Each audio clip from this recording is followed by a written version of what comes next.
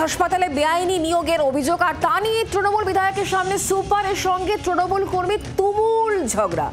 ধমক দিয়ে দলীয় কর্মীকে চুপ করান বিধায়ক অসিত মজুমদার। শাক দিয়ে মাছ ঢাকা গেল কি, প্রশ্ন বিরোধীদের।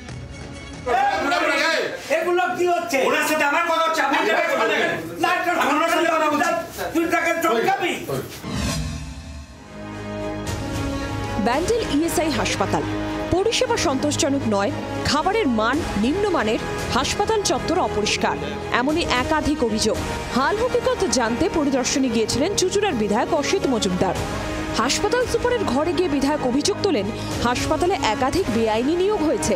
সেই অভিযোগ খারিজ করেন হাসপাতাল সুপার। তার দাবি, বিধায়কের সুপারিশে নিয়োগ হওয়া লোকেদের নিয়ে প্রশ্ন তুলেছেন তারই দলের লোক।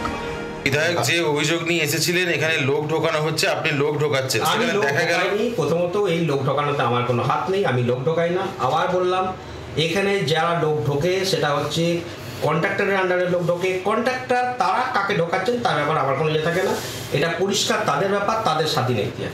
সুপার কাজ করছেন, সুপার, কারণ এটা কোভিড হসপিটাল হয়ে গেছিল, আপনারা জানেন 2 বছর শুধু কোভিড পেশেন্ট ছিল, সেখান থেকে জেনারেল বেড করে এটাকে নিয়ে আসা কঠিন কাজ। এরপরই তৃণমূল কর্মী মুরারি মালবিকের সঙ্গে উত্তপ্ত বাক্য বিনিময় শুরু হয় সুপারের। তৃণমূল কর্মীকে ধমক দিয়ে চুপ করান তৃণমূল বিধায়ক।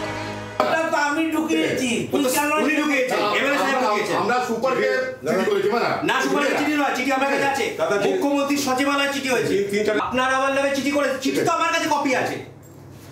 আপনি উত্তেজিত হচ্ছেন কেন? আপনি তো কারো নাম করিনি। আমার উপরে রাগ এটা আছে কি, এই যে দোষখানা ছেলে আমাদের রানিং কাজ করে 1 মাস আগে যে বসিয়ে দিল ইলেকশনের, লোকসভা ইলেকশন আগে, ওটা নিয়ে আমি চিঠি করেছি, এটা আমার উপরে বহুত রাগ। দাদা স্যার বলুন, স্যার বলেছি, পরিষ্কার বলেছি। আপনি এখানে তো লোকালে আছেন, আমার পলিটিক্যাল পাওয়ার অনেক উঁচুতে আছে, এখানে আছে, জানেন।